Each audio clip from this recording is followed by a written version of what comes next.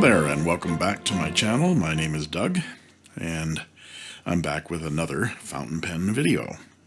This one is rather special.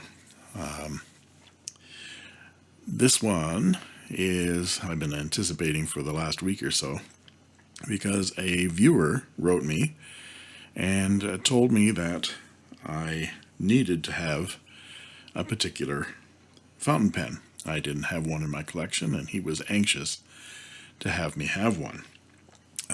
This is going to be a video on a PenBBS 355 bulk filler. My friend now, my viewer, I'm going to call him Sam, and he told me that he enjoyed my videos, and he enjoyed especially my videos on PenBBS pens, and he couldn't see from my videos that I had a 355 in my collection, and I told him no, I had not. I had not seen one, and not even considered it, actually. They're actually quite rare on the Etsy site.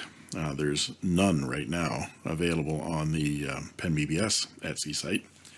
So he insisted on sending me one of his. And I offered to pay the shipping and everything. No, he wouldn't hear of it. This community is quite marvelous.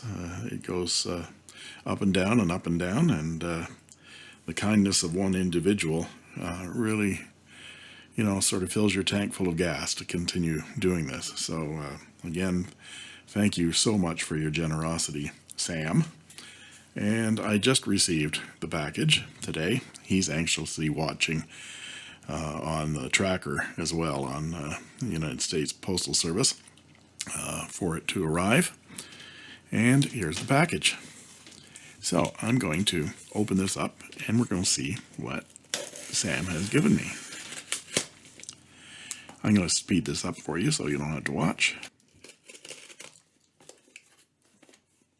Okay, so it's nicely packed. He also told me that it wasn't just the fountain pen that he was giving me. There was something else in here for me too. So here's the PenBBS box. And I'm looking for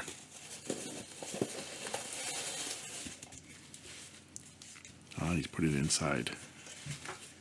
Yep, that's why it's taped shut.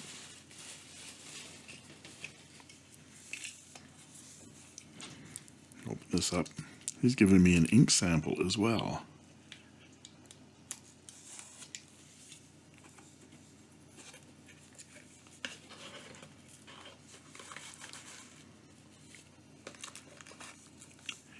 So here's the ink sample.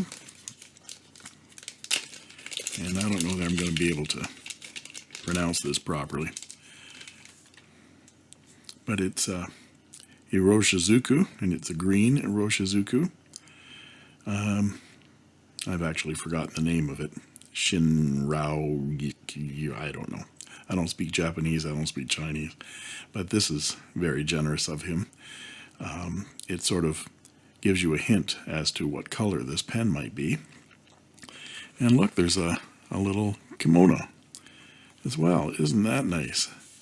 I've seen Chris Rapp has some of these pen kimonos, and they look very attractive. So,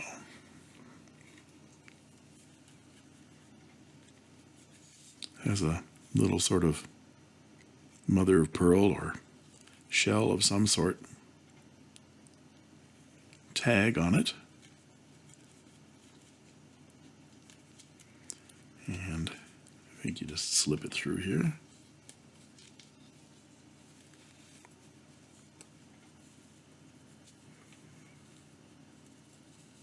Yeah, this is a PenBBS kimono.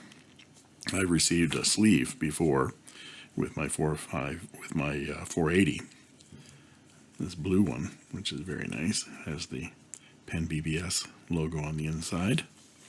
So this is very nice. Thank you, Sam. And here comes the pen.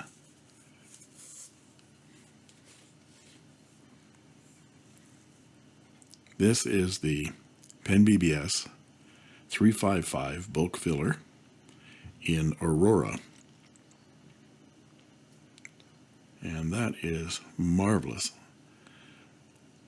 Look at that. Get some more light on this. Now, Sam had sent me a video demonstrating the use of this pen, and he was saying, you probably know this already, but no, I have not. I knew intellectually how this worked, but I've never tried it. So while I've been waiting for this very generous gift to arrive, I've been doing some research on the bulk filling mechanism, specifically on the 355 and how it works, and on the history of where the bulk filler came from. And so as part of this video, I'm going to put a center section on some history, which you can skip or watch at your leisure. But I've already prepared all that history of how this mechanism came about and the similarities between this model, PenBBS, and the Conid Bulkfiller, which I don't have one of, and I won't ever have one of because of the price of them. But I'll go into some of that detail. First off, let's look at this pen. And I'm going to look at it in comparison to my 456. Now, they might outwardly look very similar, and they have the same kind of rods in them, but they are different types of filling systems. So, and you'll notice that even though they are the same length, let's put them down here, they're about the same length, but the 456 has a slightly tapered finial and a slightly tapered blind cap. Also, the body of the 456 is slightly tapered as well, which goes along with the filling system on this one, which this is a vacuum filler. And the vacuum filler works by pulling the piston rod back, putting the nib in the ink, and then pushing down, which creates a negative pressure back here, and then it pops open at a wider section here, which releases that vacuum and sucks the ink up into the chamber. And then you can screw the blind cap back down again. The bulk filler, on the other hand, works on a different principle, which has a blind cap, which you open up, and then you pull this rod back, and then the rod goes into the piston, and you continue turning it until it engages with the piston, not too far, and then you give it a push right there, and it snaps. If you can see, there's a small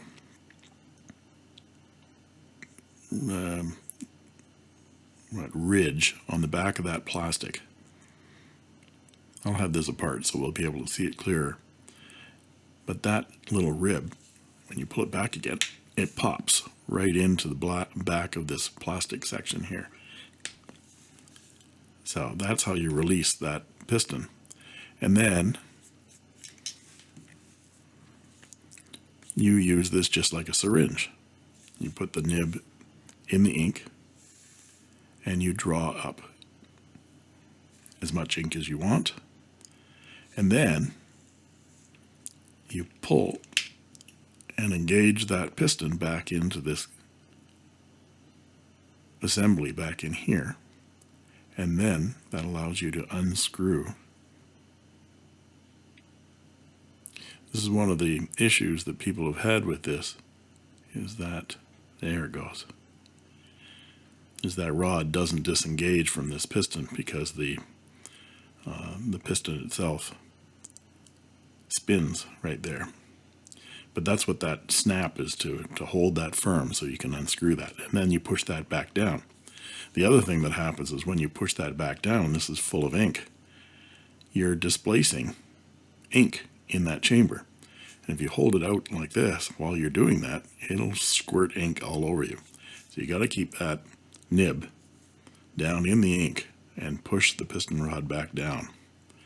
And then you screw it in and it seals off that chamber.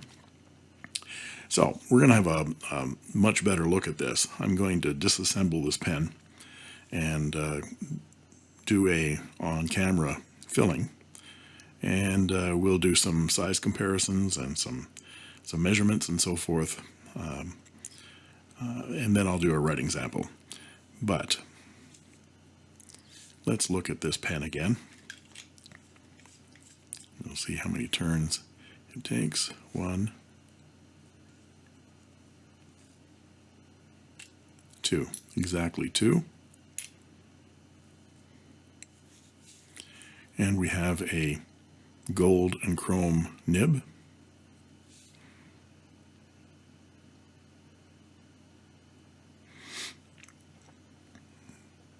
There we go. PenBBS, fine. This is one of those mini Fude nibs, which I really love, these nibs. And this one is slightly different than the one you get with the 456. The 456 is a gold and chrome nib as well, the mini Fude, but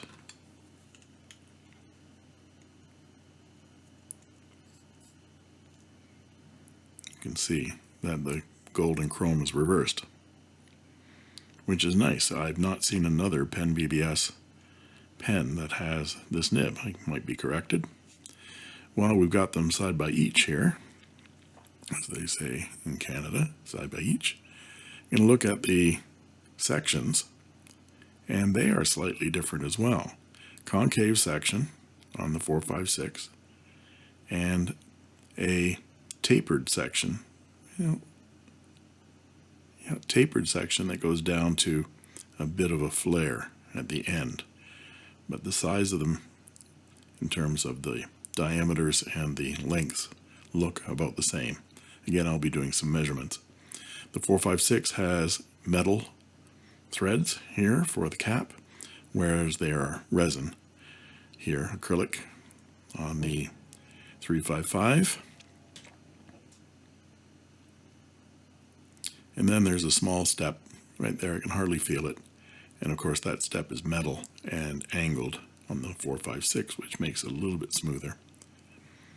And then the barrels, the 456 below tapers, whereas the body, the barrel of the 355 is fairly straight, cylindrical. Again, we have a metal band on the bottom of the 456 and a smaller metal band on the bottom of the 355. The blind cap is a little bit shorter on the 355.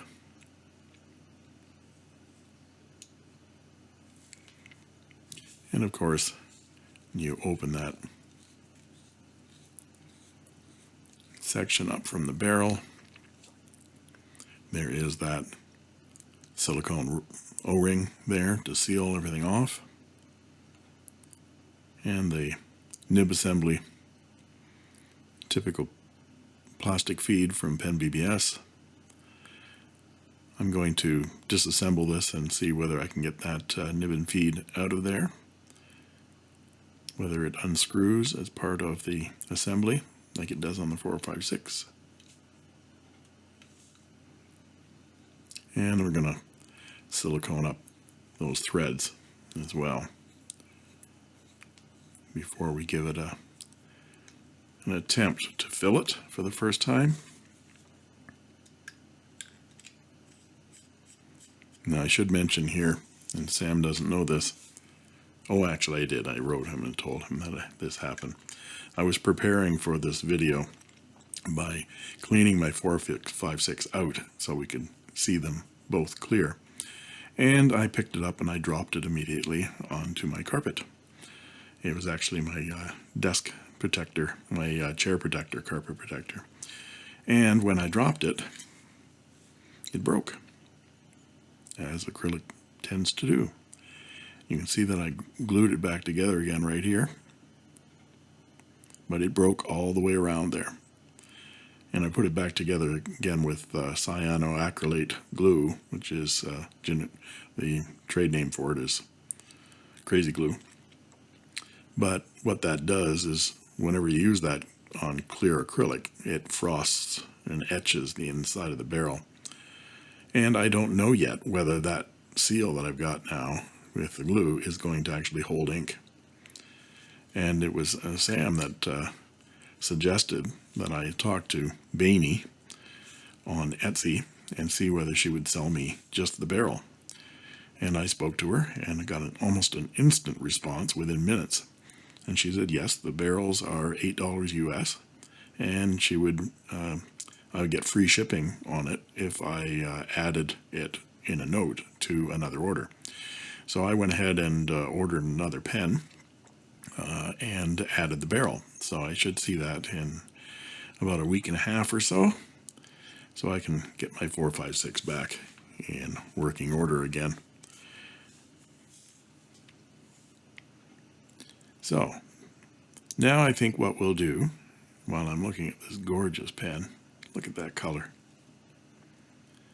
is I think I'm going to segue to the history section of this video, and we'll look at bulk fillers and where they came from. You'd be surprised to know that they came from the late 1800s and had some interesting varied history up to the present day.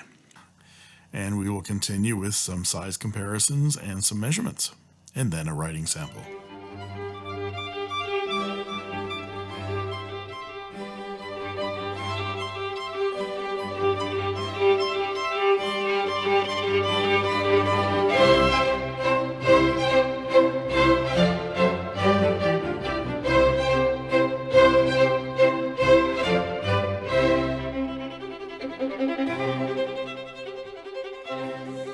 Okay, let's see if I can take this pen apart on camera here without breaking it or screwing up. So let's take the cap off. I'm going to take the body off the section.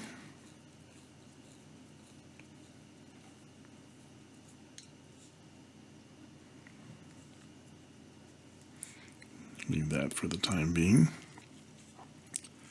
And let's see about getting this off of here. So, unlike the 456, this section here is plastic, but it has a flatted section just like the metal one on the 456, and you can put a wrench on that. So just pause for a moment while I get my calipers, and we'll see just what the dimensions of that flat are. For those of you who want to use a single wrench, I'm going to use an adjustable wrench. Make sure I'm right on the flats. That's more like it. 7.68 millimeters. And I'll put up exactly what the conversion to fractions of an inch is. I think it's, I'm not going to guess. I'll just put it up on the screen when I've figured it out. But it's not part of a regular wrench set. I know that.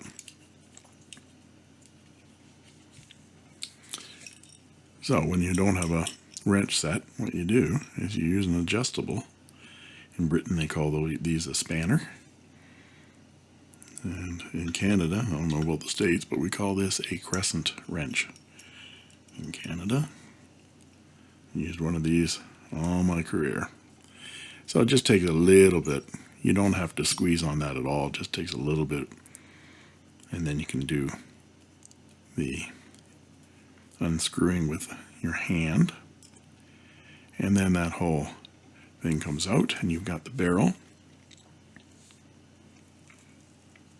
Now you'll notice that silver ring came off with the mechanism. I don't think it's supposed to come off, but make sure you don't lose that. he says to himself. And there's that mechanism. So I think I'm going to add a little. It's very slippery right now. Sam told me that he had never inked this pen up, but he's operated it, and it feels quite slick. But I'm not sure that he's put anything on it. Doesn't feel like there's anything on it, but I'll put some silicone grease on that.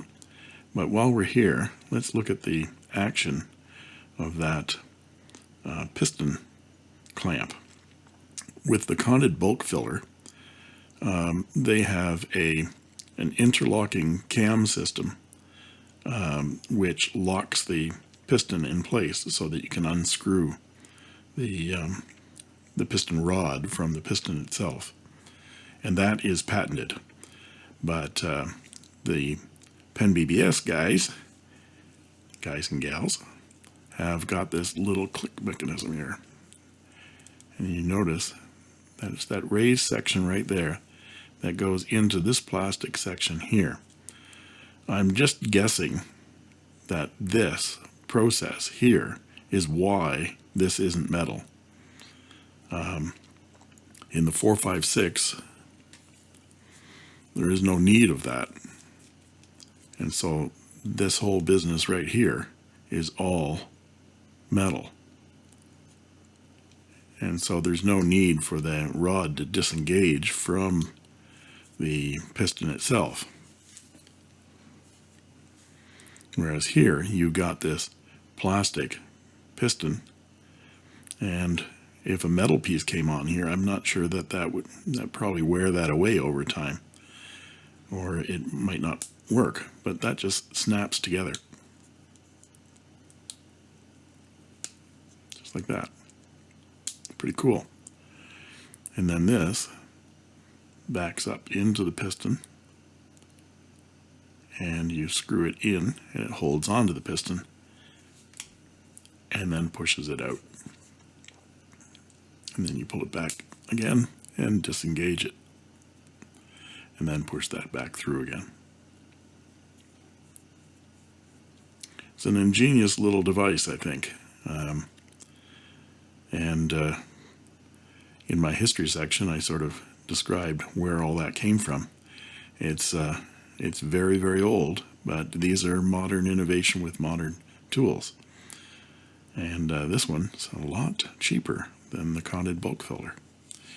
So, let's see whether we can get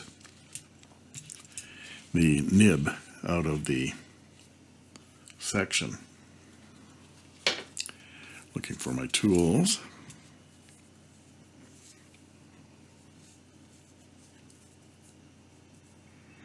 One of the things I want to do is I want to try to realign this so that when it's closed down inside the body and the cap goes on, that the nib is lined up with the clip.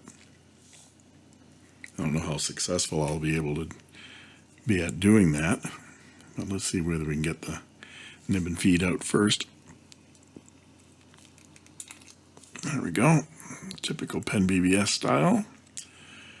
And there we have the various pieces.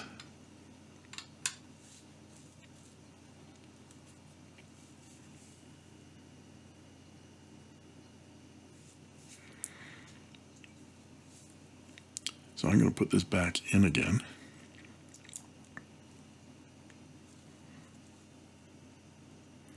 Well, I'm going to put it back in again with the section in the barrel.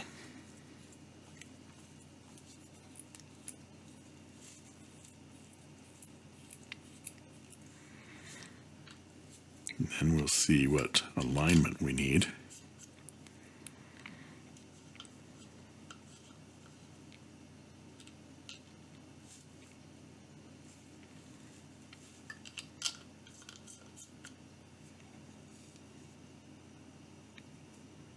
Just going to line that up with my big fat guitar fingernail and take that off.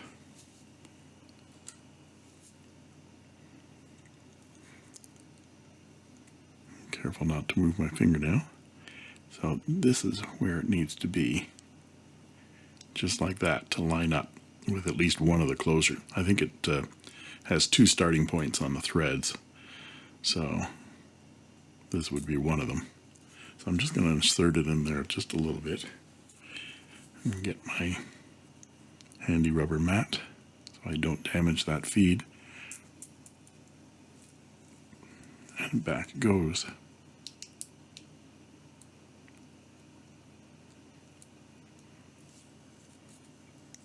Make sure it's all the way down. Yep.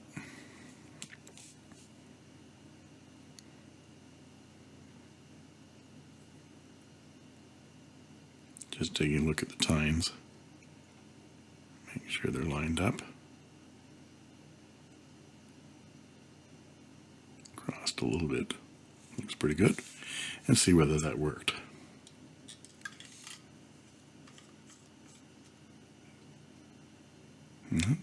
Backwards.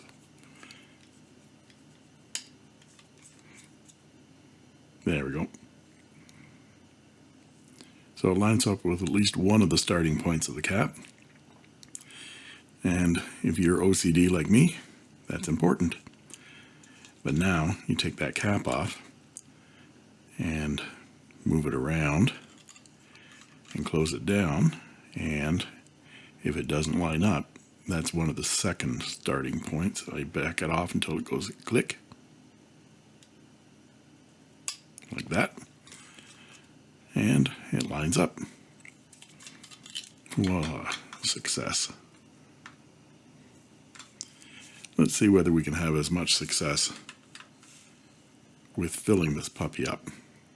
Okay, so we're back again. I've taken a small vial and put some water in it with a little bit of Lamy turquoise, a couple of drops just to color it so we can see what's happening. But I'm going to do this with diluted water for the first time. I'm not crazy. So let's see what we can do here. Going to unscrew the blind cap, pull the piston back, and engage it, and it goes down, and submerge the nib and section. So you can do it so you can see, and draw the piston back. That's pretty good. Let's push it down. And we got a few bubbles. So I pushed some of that air that was in the nib and feed back out again. And the second time we got even a little bit more. So now we pull that back, and I just felt, you didn't hear it, but I just felt it engage with the end, and I'm going to unscrew it some more. Clockwise. It's clockwise. Counterclockwise when you're engaging it, and clockwise when you're righty-tighty, lefty-loosey, says the engineer. Now, an important part here, I'm going to pull this out of the ink, but I'm going to push that plunger back down. As that plunger goes back down, it's going to displace some ink through that nib. So you want to do this over your ink. Look at that, quite a few drops came out. And another drop when I'm closing the blind cap. There. Now I can get my Kleenex out, put my ink aside, and we have a pretty good fill. So now the key is, let's zoom in a bit here, that when the blind cap is closed down, there's that little rubber tip on the end of the piston rod engages with the end of the section, that little hole in the end of the section. And when you unscrew the blind cap,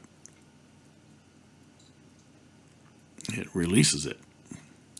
So if I hold the pen up, so you can get side where we can see, all the ink will drain from the section, or most of it. Some of it will still remain, of course, in the feed, but all that ink that's behind the section, the feed, will drain out into the main reservoir, and I can close the blind cap, and you see it seals the back. And so now when I turn it this way, no ink flows through. So your pen, if you're going to be traveling with it and flying with it, will be not immune, but certainly not as susceptible to pressure changes and burping and squirting out the nib inside the cap. When you want to write, you turn the pen down, unscrew the blind cap,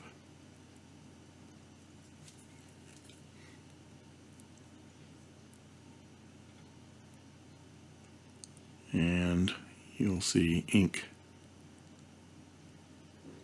There we go. Get a bubble. There we go. We get ink down into the feed again. And so if you're writing for an extended period of time, write with the blind cap open, and you'll get all of that reservoir of ink. And when you're done, you can either turn it up to drop the extra ink like that and close the blind cap and cap your pen. Or you can just close it and trap that ink in there if you're not going anywhere, and then next time you write, you'll have, I'm just guessing, but probably about a quarter of a cartridge of ink in the feed in the section.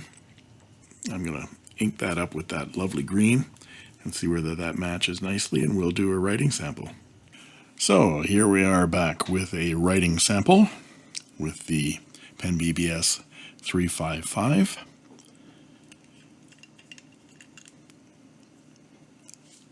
Again, you can post this, but way too long for me, so I'm not going to post it. Let's zoom in a little bit here.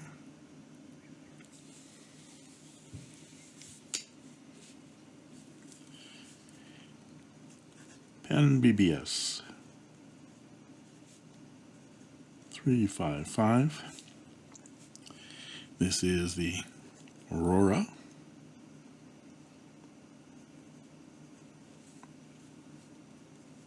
And it is a fine nib.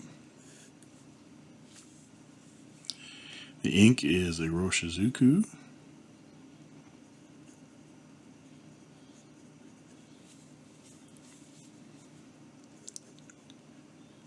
Cheek Rin.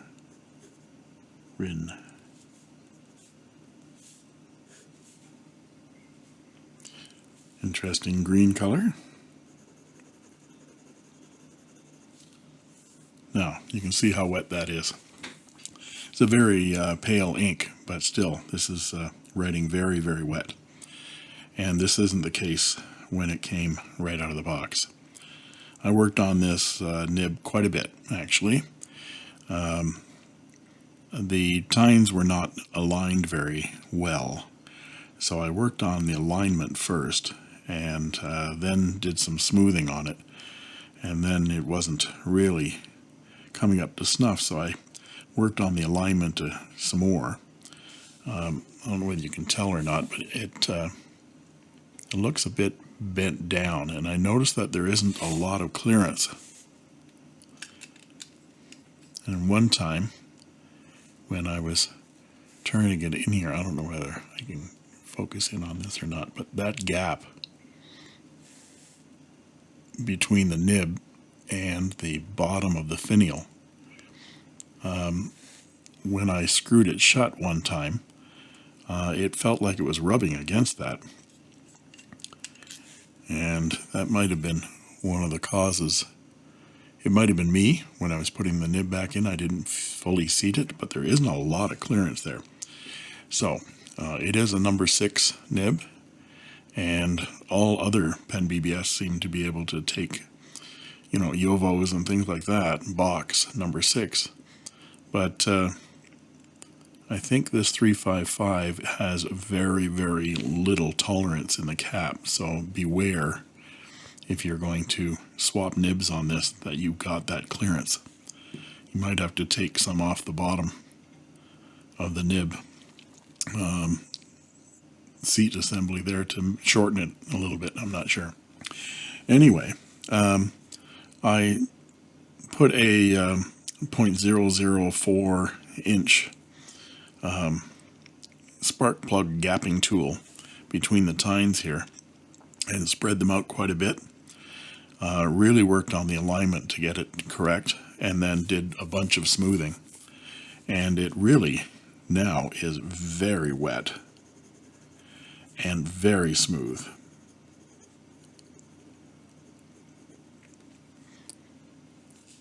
So it is hit and miss with some of these PenBBS. They all seem to run a little bit dry, so I always tend to have to spread the tines a little bit.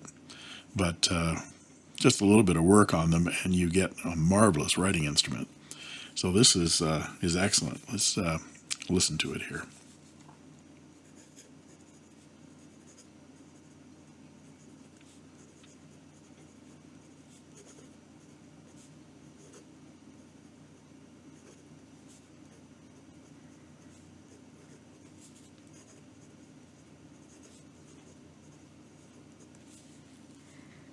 So very, very smooth with just a hint of feedback.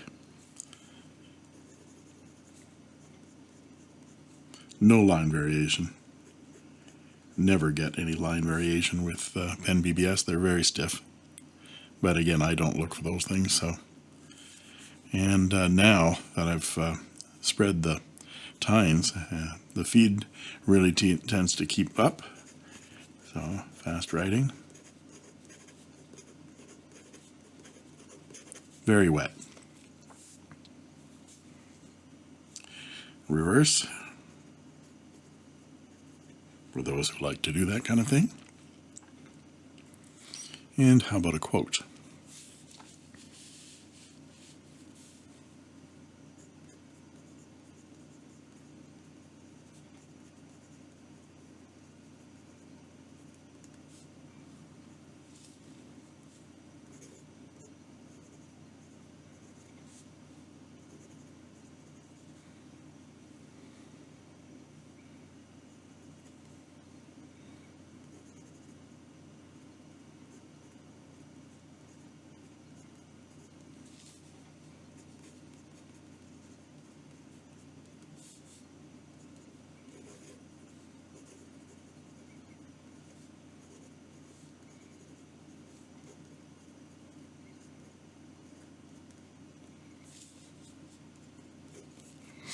It's Halloween.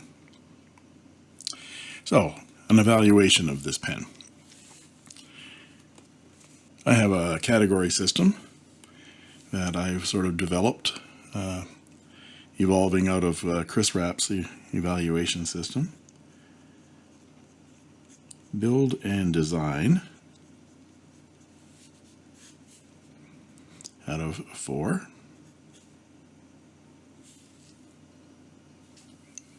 Then we have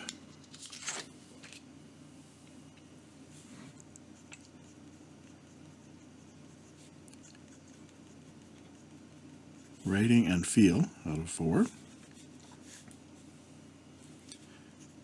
The overall look.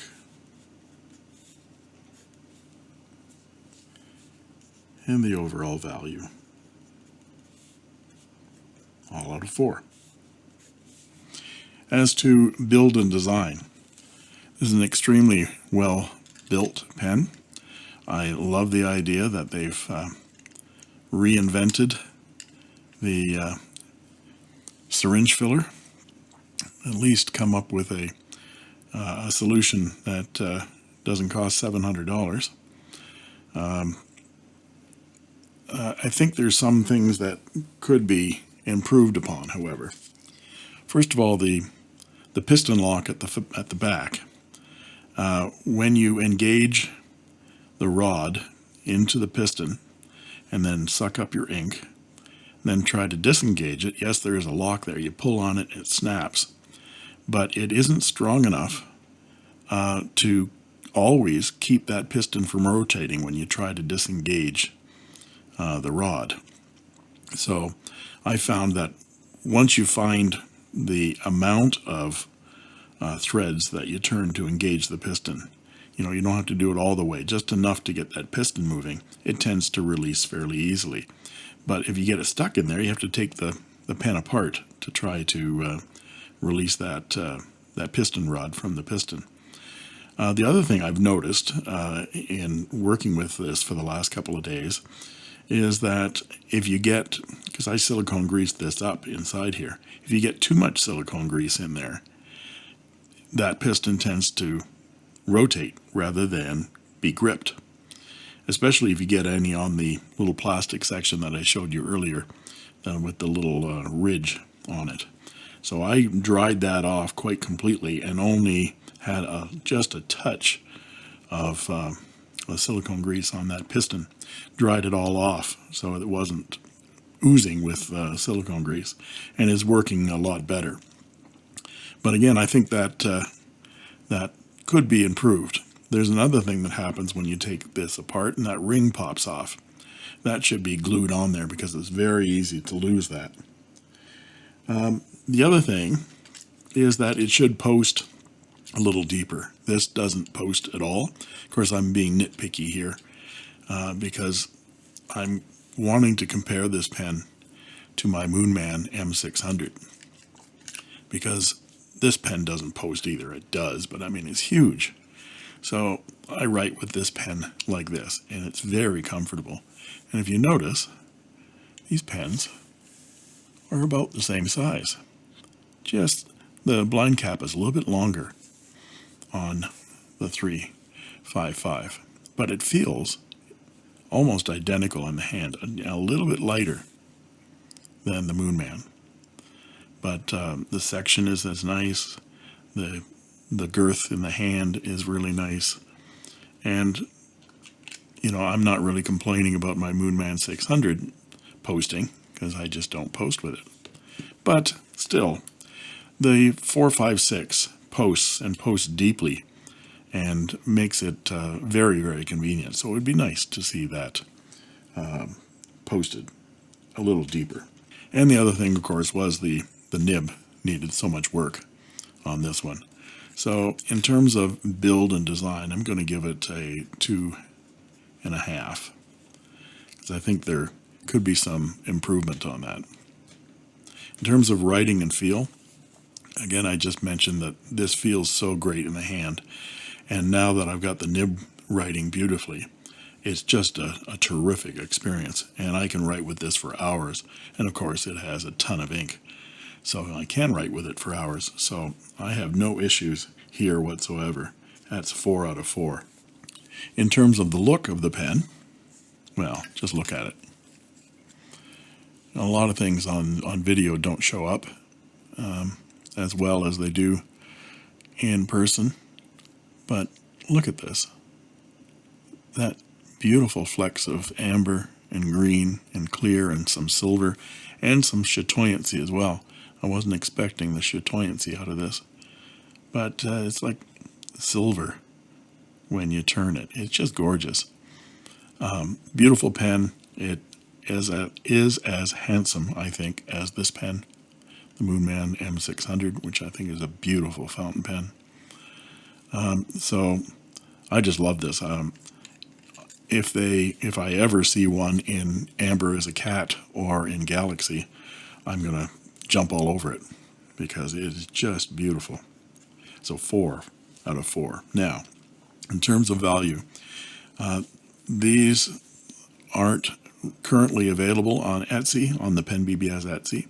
There's one of these, Aurora, or there was last week, for sale on the Easy Buy Etsy, and it was $48, $49 US, something like that. Still, I think they're about $40 US, roughly, when they're available on the PenBBS Etsy. Considering you're getting a pen that, when you get this working properly, when you get the hang of doing it, you've practiced it, it's so easy. and it just sucks up so much ink. And also, when you want to clean it out, just with a syringe, you just pump it into water, and it's clear within seconds.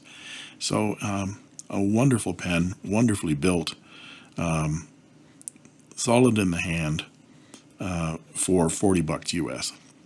So I think that's a tremendous value for what you're getting here, considering that the Conid Bulkfiller starts at $450 and runs up to $780 US. The only other thing that's in this realm of kind of a syringe filler is the TWSBI Go, which is a fairly kind of a toy pen, I think. I haven't ever held one, but it certainly looks like a plastic pen. Holds a lot of ink, comes in lots of nib options and things like that, and it's only $20.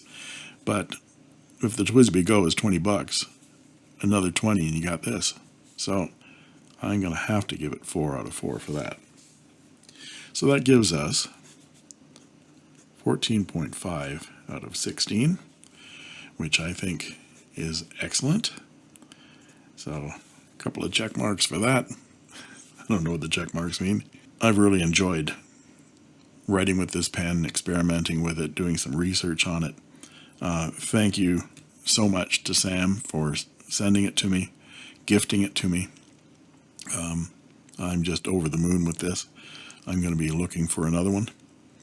And thank you to all of you for bearing with me in this very long video. And thank you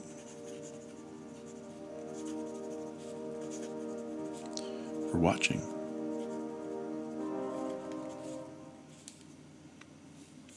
And that's all she wrote.